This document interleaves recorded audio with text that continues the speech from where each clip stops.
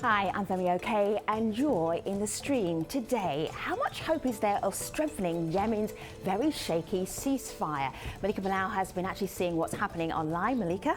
You're right, Femi, and people have been talking about the start of the Muslim holy month of Ramadan, the fasting month, and what it means for Yemenis. So online, Yemenis have been marking that month with pleas for an end to the fighting. Now, some are doing what they can to cope with food and fuel shortages, as this photo from one of our guests today shows.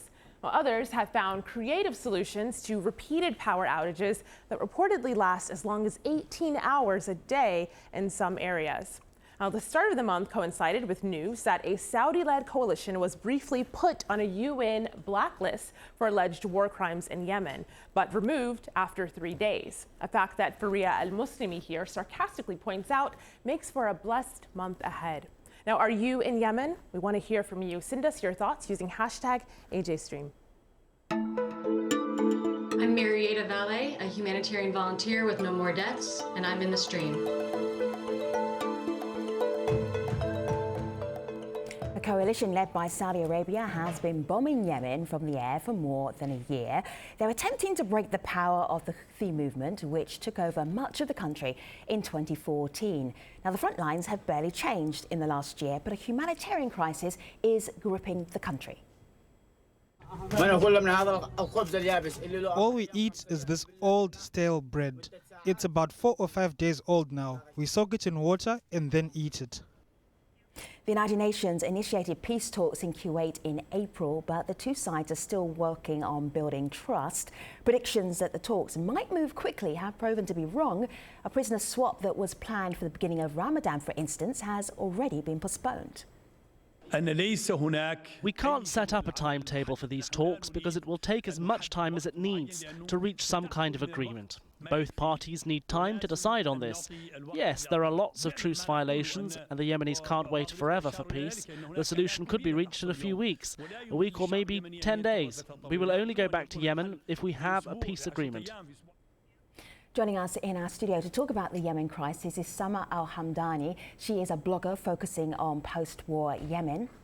From Jeddah, Saudi Arabia, Khalid Batawi is a senior columnist for the Saudi Gazette. In Sanaa, Yemen, Hussein Abu Kaiti is a spokesman for the Houthi movement.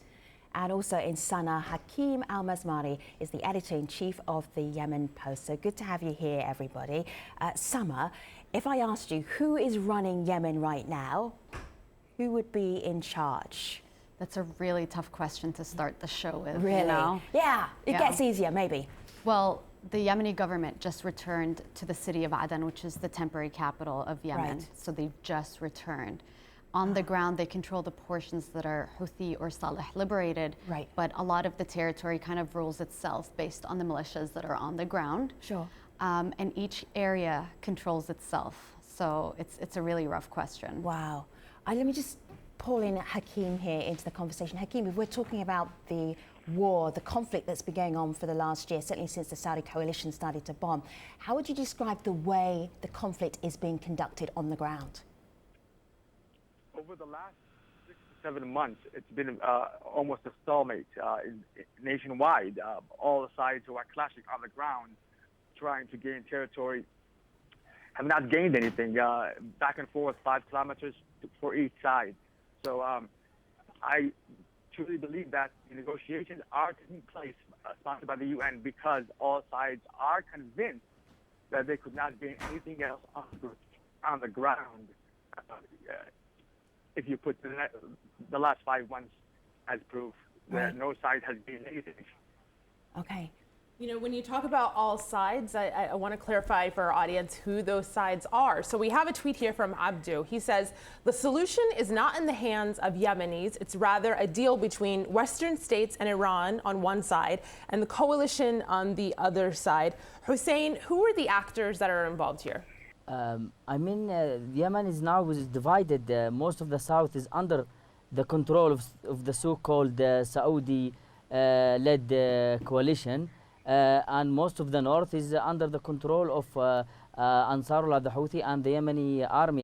the areas that are controlled by the Saudi-led coalition, they are not actually controlled by the Saudi-led coalition. They are controlled by Al-Qaeda and many different militia. But in the other side, which controlled by Houthi, there is great security in this area. Al-Qaeda has no activity almost at all in this area, and they show you the difference between the south now, which, as they say, liberated, and the north. People in the south are suffering much more than people who are living now under the control of the Houthis. Khalid, get us up to date with the bombing campaign from the Saudi coalition's point of view. How successful is it right now? We're supposed to begin a ceasefire, but up until the ceasefire in April, how did it go? How's it gone? Well, first I object when you say Saudi bombardment campaign. That's not what it is. There is a Saudi-led coalition, Arab coalition, that's supporting the legitimate Yemeni government on ground and by air and by sea, by all means. And it's not just bombardment of Yemen. That's not correct. It's bombardment and fighting with the Houthi rebels in Yemen. So let us be clear about the wording of the wording you use yourself. Is the wording more important than the Khalid? Is the wording more important than the action? That's what you started with, my friend. Sure, I understand. But the actual introduction is leading us to the wrong direction. Second, go ahead. response Continue. to his statement that Al-Qaeda and Daesh are there in the south but not in the north. That's a telling thing, really. Because that's exactly what we are saying. The Al-Qaeda and Daesh are really supported by Ali Saleh and supported by the Houthis to attack the civilian areas, to attack the Yemeni government forces in the south, but not in the north. So my original thought was, how is it going? How well is this going? How's the campaign going? Well, now we have ceasefire, so according to what's on paper, most of the country right now is in the hand of the legitimate government of Yemen. Only Sanaa and Saada, which legitimate government which are afraid to go to Aden? The Houthis. Hussein, can you repeat that again? You were saying at the same time as Khalid. Go ahead. Say it again.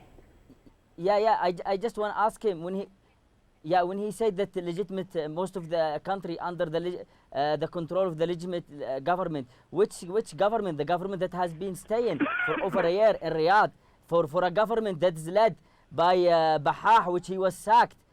He was the legitimate. If he's talking about legitimacy, it was Bahah that was mentioned in the UN resolution 2216, and it's not bin Daghr. And if Hadi, he's afraid to go back to Aden, he cannot control the gate of his palace. And when you said about Al-Qaeda activities, we can see it all in the north. It's getting worse and worse every day. Al-Qaeda control huge area, and there are suicide attacks almost every day. There are assassinations every day. And if you call this area are liberated by the so-called Saudi-led coalition, how come that the 1 liter of petrol inside Aden is 1,000 riyal, about $4, and 1 liter of petrol in Sanaa is $1. Aden is not under the blockade, Sanaa is under the blockade. This show you the amount of corruption, and this show you that the Saudi doesn't really want to make a good example of any city in Yemen. So we are in the north can look at that and say, look, Houthis, look, this they are really doing as they say. They are bringing hope, they are bringing stability. No, they brought Al-Qaeda back, they brought ISIS back, and they funded all this group indirectly and indirectly. Hussein, allow Khalid to respond to you. People in the south are fighting each other. So this is no. Hussein, Khalid, respond, please. Yeah.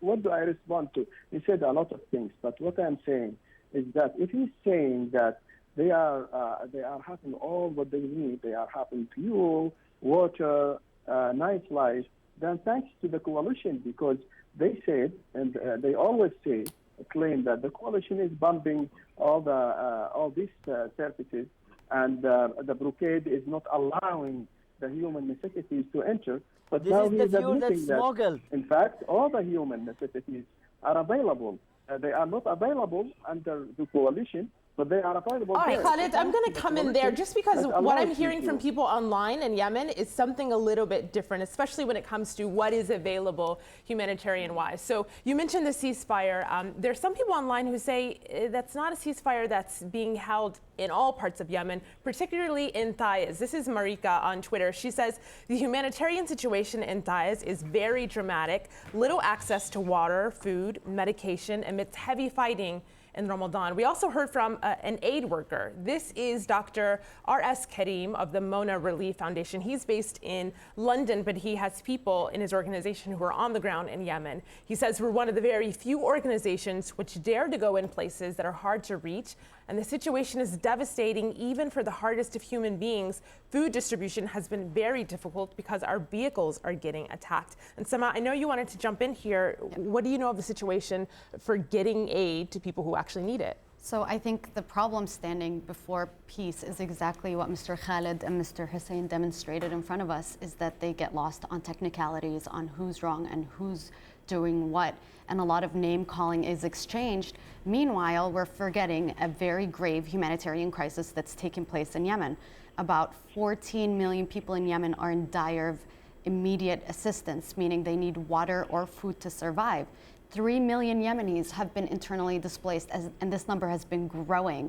And we don't pay attention to these numbers because we're so caught up in the politics of it. So we're either talking about, the Houthis. Everybody in the north is now being called Houthi by some factions. Some members of the Houthi powers calling everybody in the popular resistance pro-Islamic State or Al-Qaeda, which is really a tragic situation to see Yemenis divided amongst themselves, calling each other hurtful names based on sectarian beliefs, based on regional differences. And the political elite, the people who are coming together at the table, should actually be the ones who put these names aside and kind of discuss what the Yemeni people need. We're talking about a war here that's lasted for more than a year. Last March, we marked 1 year of war. The people in Yemen already suffered from humanitarian grievances, and these humanitarian grievances existed long before any war or armed conflict on the ground. And what this war did is it exacerbated every single one of them. Right now in Ramadan, we have the city of Hodeidah and the city of Aden, for example, that are right on the water, right on the coast, that are suffering from extreme heat because there's no electricity where they live. They can barely survive the fasting experience because they're dying from heat, even though they have access to some water and food. Imagine how dangerous it is to fast in these circumstances. And still, we don't see the political elites mentioning or addressing these situations and assisting the people on the ground. So let me just show you something. Hussein, I hear you. Just hold tight for a moment. Have a look here on my laptop. I've just been looking through the Facebook page of the Yemen Post, and here they mentioned the heat wave. And it says here, amid lack of power in Hodeidah, it's killing children and leaving others in hell. And the situation in West Yemen is tragic. In Sanaa, just a few weeks ago, have a listen to this gentleman about how he was looking for water. Of course my children help me bring water, but it's affecting their schooling. They go out looking for water. Some days they don't go to school and still come home without being able to get water for the household. See, Hakeem, I'm also looking at the Yemen Post, and you're just doing story after story after story. There's another one here about dengue fever, killing hundreds in Yemen City as well. If we're looking at the humanitarian issue here in the last year, what's changed? How critical is it right now? The crisis right now in Yemen is like nowhere else in the world. And the problem is the political elite from both sides, those who are allied by Saudi allies or those who are in Sanaa currently. They don't give or are giving a blind eye at all these sufferings of the people. You mentioned earlier that 17 hours of electricity cuts. Right now, 90% of the country has not seen electricity for the last 355 days. And that's why these sicknesses are taking place. These heat waves are just small examples. Hundreds, if not thousands, have died only from hunger, and both sides are pointing fingers at each other, blaming the other side, while no one is there to try to solve the crisis and solve the sufferings of the millions of Yemeni people who both sides claim they represent. And they claim that they're busy fighting on the ground, but those who represent the Yemeni people should work for the Yemeni people, not leave them alone to die from the simplest things like hunger and heat waves and sicknesses that could be solved easily. So the political elite in Yemen are the reason for this crisis. The Houthis are in control of the ground in Sanaa, but they've also lost a lot of territory. Saudi allies have controlled or have forced the Houthis to withdraw from a big portion of the of lands they controlled earlier in the war.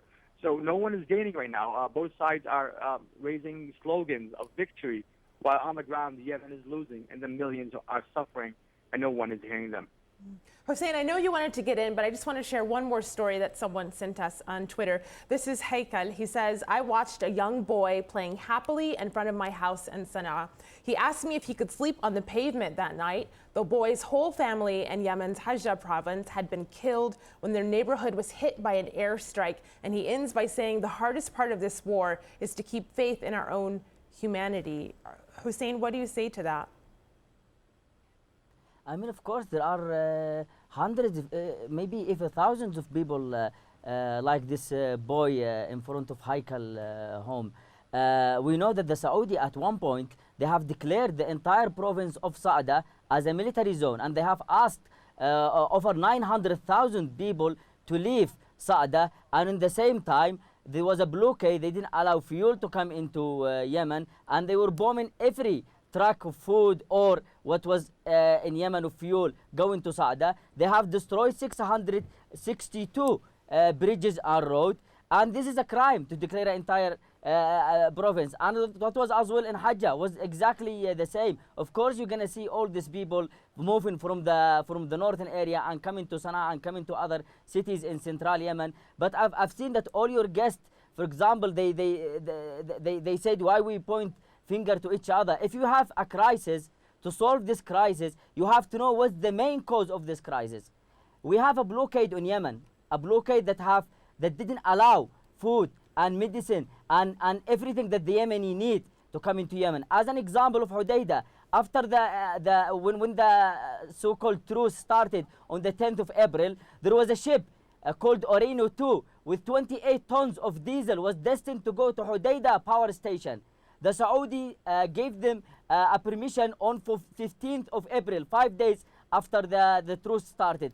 And then after that, when it reached Hodeidah, the Saudi have ordered the owner of the company to take his ships out, and they have ordered him not to as Yemen is still obviously in a conflict situation, Hussein, now give me a moment here. As you're still, Hussein's still talking, there's a bit of delay between me and Hussein. Hussein, just give me a moment, give me a pause here for a moment. Guys, because I want to push you in another direction here. Have a look at my laptop. The UN facilitated peace talks between Shia Houthi group and Yemeni government suspended. Khalid, where are we with peace talks right now? What's the situation? I didn't hear the question. Yeah, the peace talks, I just want to negotiations. If you would allow me. The war started in Yemen 2 years ago, 2 years before the Saudi came over. So Khalid, I'm going to, because we're pushing forward with this show and we only have so long.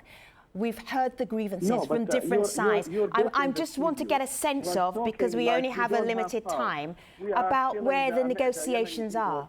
We don't care about them. So if you allow this kind of talk to go without response, there is no need for me to be here. All right, Excuse me, this war started 2 years before the Saudi alliance came. The disaster came when they rebelled against their own government. They start a fight with the support of Iran and with the support of, unfortunately, the American this is a Yemeni matter and other support. And they brought this disaster to the country. And then they came. It's like the world coalition when they came to liberate Europe from the Nazis. Could you say that, well, both sides caused this disaster? I mean, let Europe be taken by the Nazis, and then the Americans will be honest. That war, it was a just war. The war has to come over and support the people, the governments that were overtaken by the Nazis. The same is happening in Yemen. The Yemenis unfortunately, under the watch of the UN, came in. The Houthis came in and took over Sanaa and took over every place. How can you talk about liberty? All right, so guys, Hussein and Khalid, I'm actually just going to put you both on pause. Khalid and Hussein, I'm going to put you both on pause because we're just going back in time and I want to go forward, which I think is really, really important. Sanaa, help me. Where are the negotiations right now from your vantage point? What do you see? So what I see is that the UN and the international community really had to push both sides on the ground in Yemen to come together and talk. We've had 2 failed negotiations that took place. This one is actually taking place in a Gulf country, in Kuwait, which is a really good sign since the Gulf is participating in this war. And for peace to actually happen, we need the blessings of Saudi Arabia and the other Arab countries that are participating in this war. What I see from here, from Washington, D.C., is that the Houthi group has been able to negotiate directly with Saudi Arabia, and the government has been able to directly negotiate with Saudi Arabia, except they failed, the Yemenis failed to talk to each other.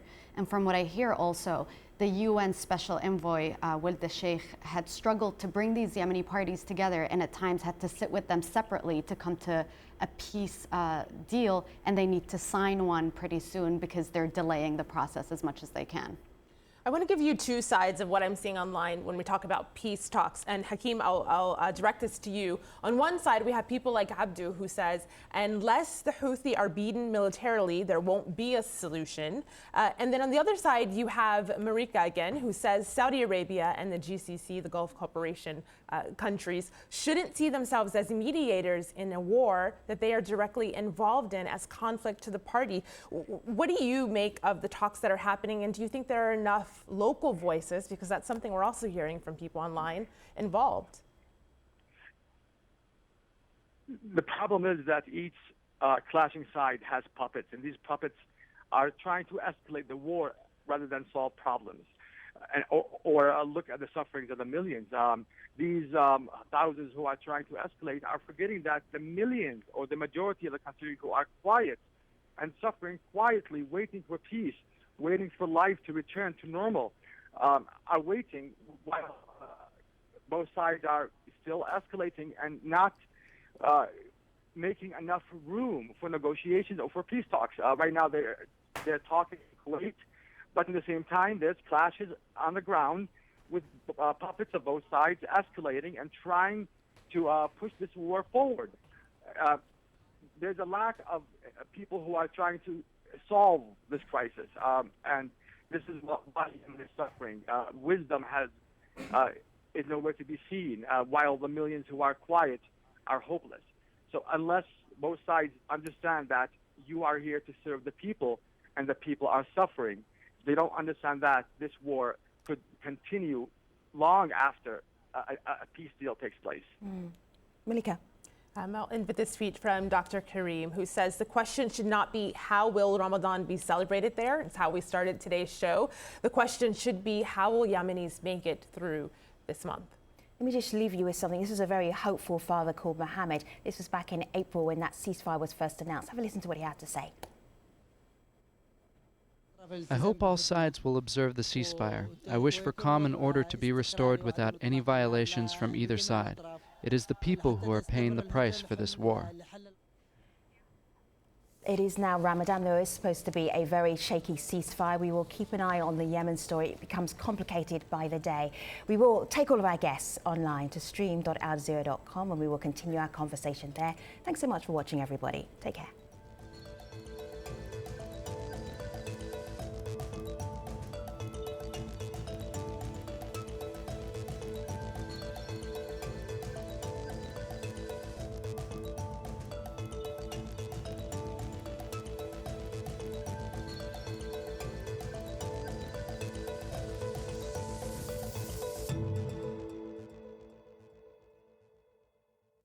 Hello again, this is the Streams Post Show. We're looking at the crisis in Yemen. 2 of our guests are coming from this with a very different perspective. What I'm not hearing, I hear their perspective, I'm not hearing the path to peace. Khalid Batafi, can you help us out with your take on the path to peace from where we are right now for the people of Yemen?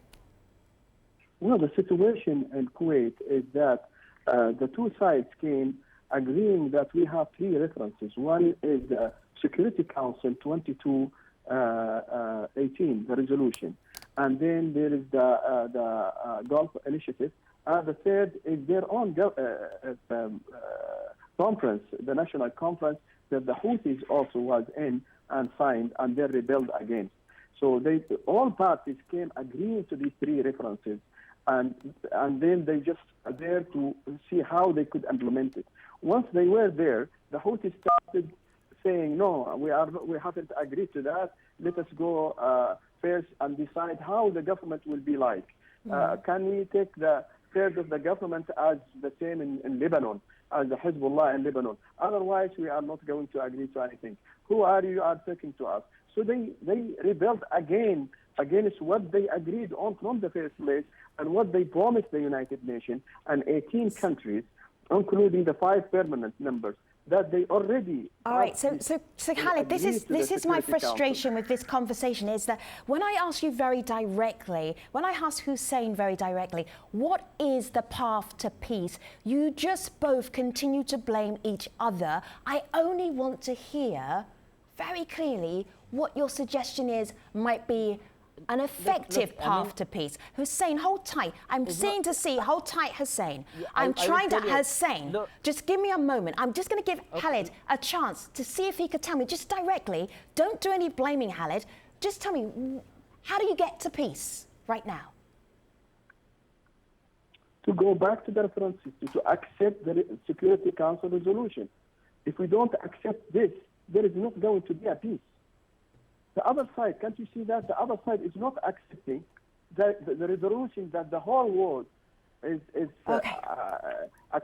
accepted, and they should. All right. And without this, how can we have peace? This is going to be really difficult if the people at the negotiating table have the same tone as this conversation. It's going to be very, very tricky. Hussein, the path to peace from your perspective, the Houthi perspective, what is it?